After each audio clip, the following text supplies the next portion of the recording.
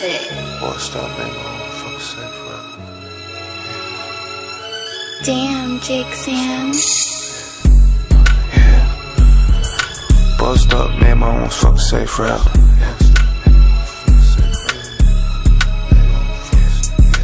Bossed up, man, my almost fucking safe route. Bunch of bitches running through the crib, we in the playhouse. See these niggas watching pockets while we eating, this ain't no stakeout. Niggas fed that shit with them play about. Get the drop and scope the layout. Back then, they ain't want me, now niggas sanction. Fully furnished LA condos, Foggiato, Roddy race. She didn't know it was a star till I show her what a race. She didn't know she'd like it, but I told her go and taste. They say they proud of me, they adore me, so I rock Prada jeans and Dior sneaks. No, you can't trust a hoe, they ain't all keeps. So I'm in the 30 counting bad, we with all sweeps. Now we served by the wealthy and ready rich. Way to put her to the table, had the rollie on the wrist. I done came from eating canned tuna, scooping with the rich. Now we OT in the car and yeah, we getting rich. So when welcome to Driving with G.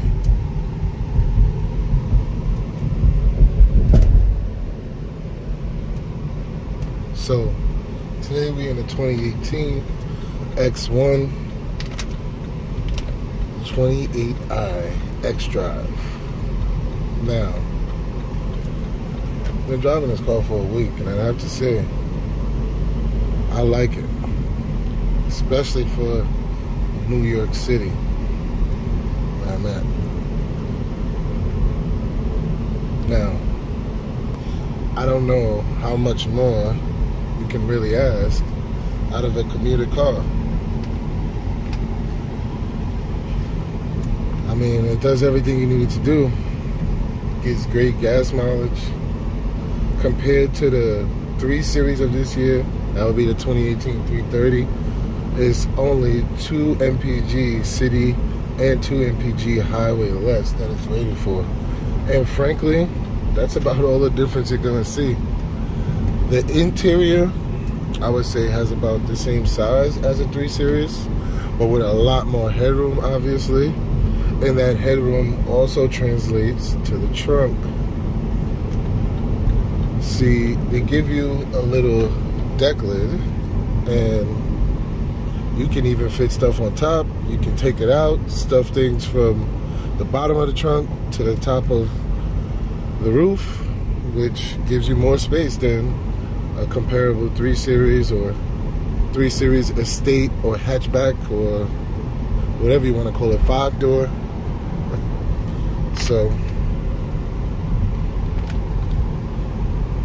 that's you know, I kind of get a gist for why people choose this option. Now, question being, should a young man purchase this car? I mean, I would suggest it. I can see this car being useful for all walks of life, all times of the year. It's summertime now, and you know, you might be more tempted to, so you may be more so tempted to get in a drop top or something like that, maybe a Jeep. But I mean, this car gets it done. We have the big, huge panoramic roof in here. This option does have the map, but as you might notice if you're a BMW fan, that this is the smaller screen. I mean, city, I seen myself getting about 20 on the low end, and I mean 20 is waiting for people to come out their door, picking up friends, parking up, letting the AC run a little bit, because I mean, it's ice cold, like you expect out of any newer car. But yeah, parking up, letting the AC run a little bit, that is what's averaging me 20.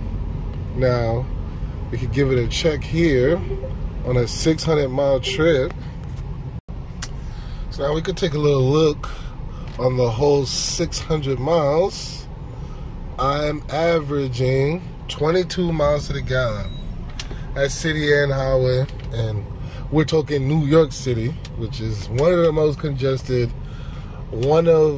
It's a different layout than anywhere else, honestly, because I've traveled to LA and drive. I mean, I've driven out of state, Florida, all around the country. Point is that this city is different than a lot of other cities, whereas even when there's not traffic or it isn't rush hour, our streets aren't set up to get the best mileage.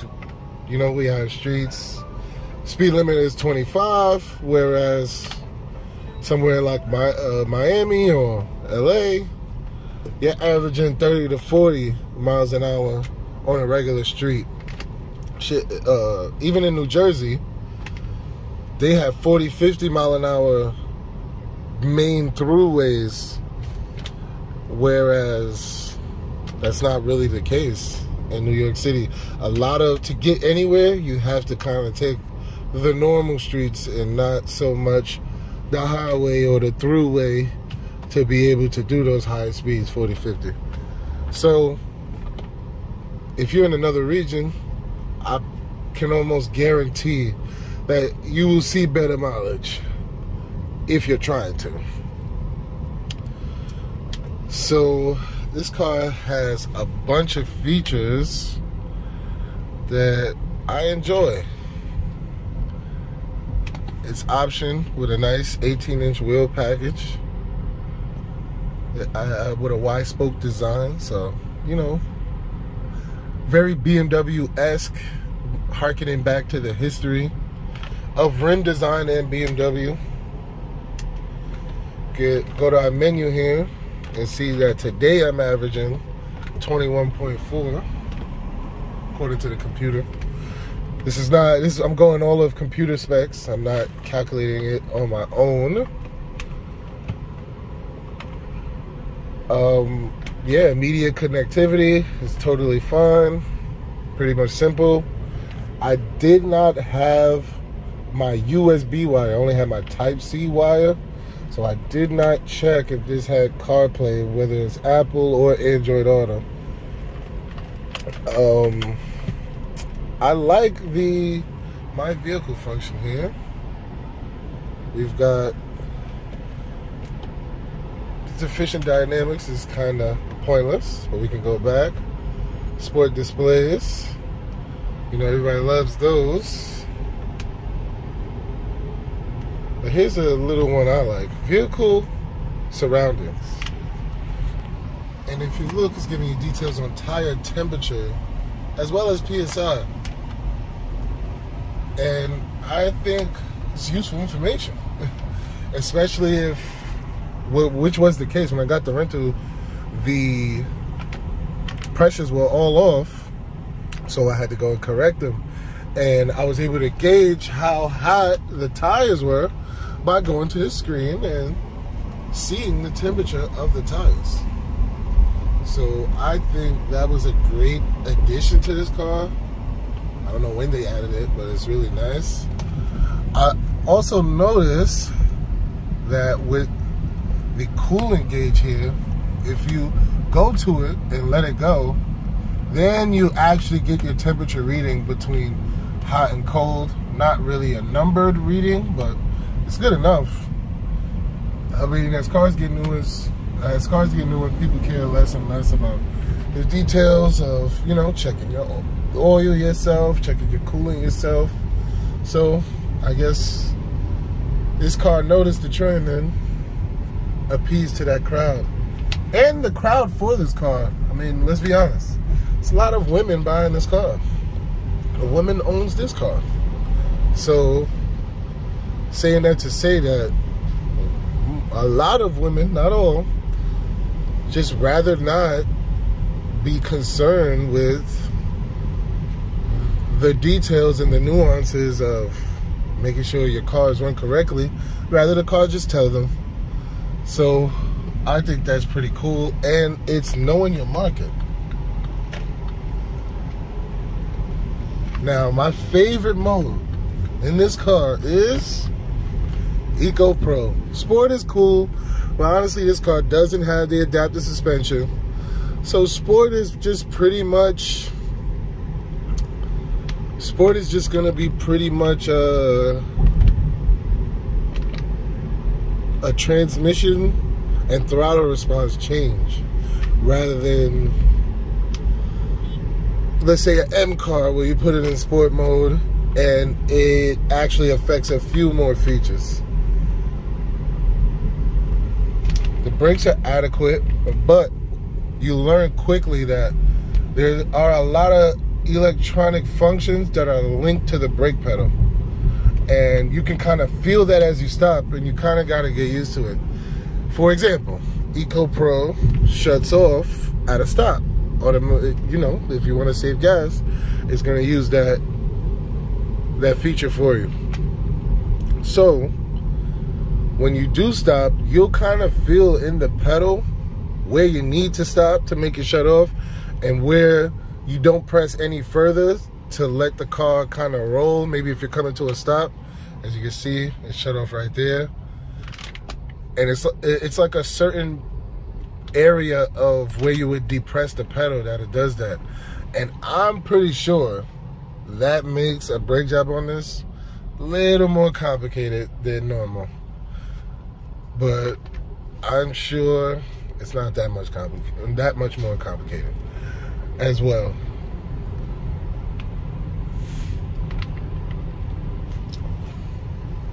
So yeah, we got about a 16-gallon tank, which is pretty comparable to the 3 Series.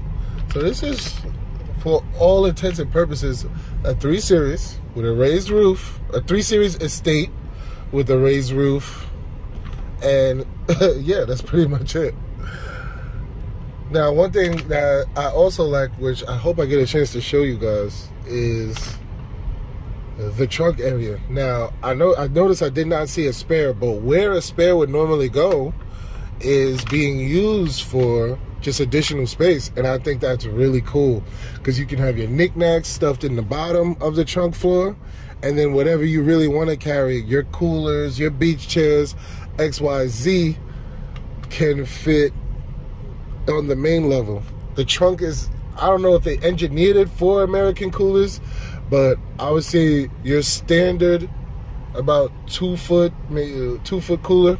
But yeah, it can fit either way, the long way or the straight way inside the trunk, and I think that's pretty useful. So if you are going to be using that flip up area, you can kind of stuff the cooler towards the back where you can still flip up and get to your things at the bottom, maybe your snacks or whatever else there you might need for your trip. For cup holders, there's a little space here under this armrest, which definitely came in handy when you have the car packed. Because like I said, if you compare it to a 3 Series, you know, it's kind of tight inside of a 3 Series. And this is the xDrive, so it does have, okay, I wasn't able to show that well. So this is the xDrive, but it does have the hump. It does have the hump going through the middle of the car. With that being said, this is more of a 4-passenger than a 5. To get 5 people in here, 1 or 2 of them need to be children. And I'm sure children would be super comfortable. But yeah, aside from that, 2018 X1, you cannot go wrong. Young man or woman. I know I get it towards men because I am a man, but young man or woman. And I see why women like this car so much, because it feels like a car. I mean, comparing it to the 3 Series, once again, I feel like the mirrors might even be the exact same mirrors. And using this exact same arm. And with that being said, you must head check when driving this vehicle.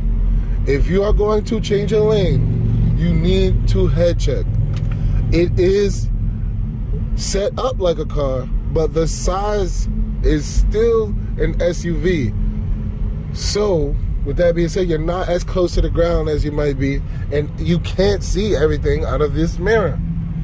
For example, I cannot see this car right here.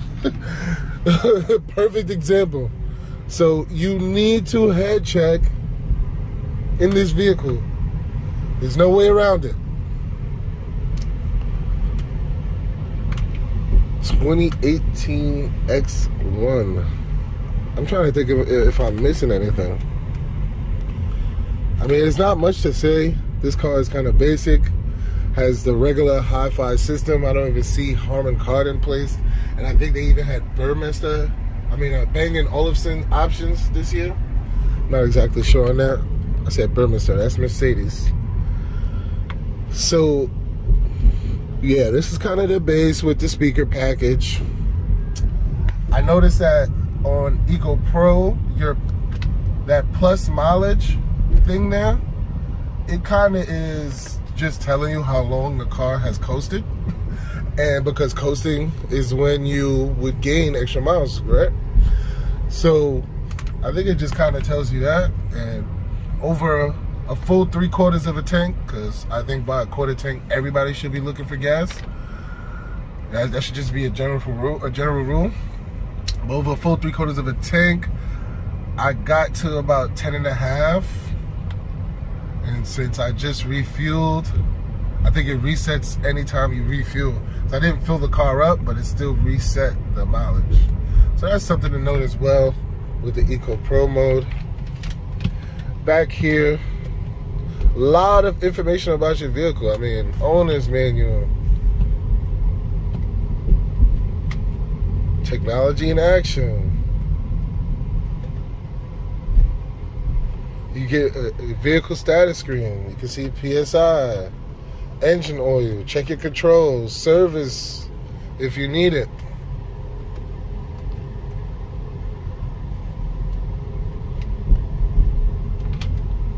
Here you can change all your things, key, lighting, parking, all of that kind of stuff.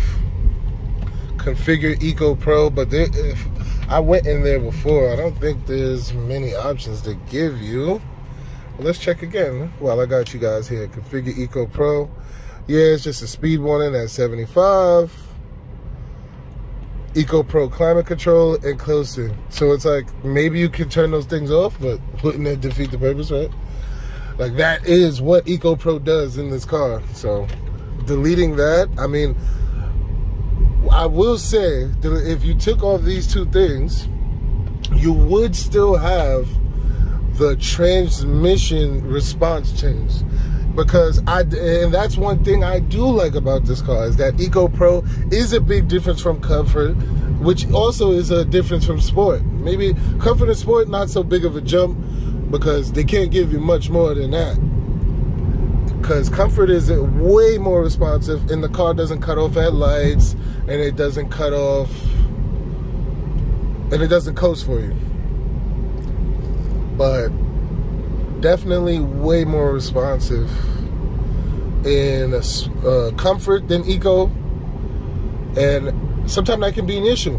You need to know that if you're an Eco Pro, don't jump in front of a car, and if you do, you need to press the button.